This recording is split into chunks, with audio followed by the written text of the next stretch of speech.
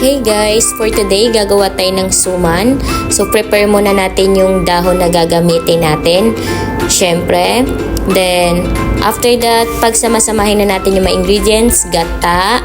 Of course, hindi mawawala yan sa ingredients. Then asukal. Then, unting asin. Huwag sobrang dami kasi baka umalat. So, alam naman natin ang suman is medyo maalat na may tamis. Dapat mag-balance yun. Then, halo-haluin na natin. Then, i-ready na natin tong binabad natin na malagkit.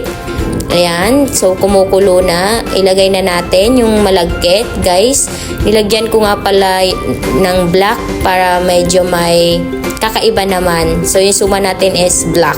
So, ayan, halu-haluin ng maigi. Ayan, then after that, ayan na, natuyo na siya. Then, takpan natin ng dahon. Then, lutuin na natin siya. Then, eto na, balutin na natin. Siyempre, yan, roll. Then, yan, ayusin natin yung pagbabalot natin para hindi siya lumabas or mapasukan ng tubig.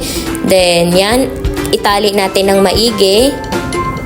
Yun nga, para hindi pumasok ang tubig habang niluluto natin siya mamaya. Ayan. So, after that, ayan na, tapos na ako magbalot.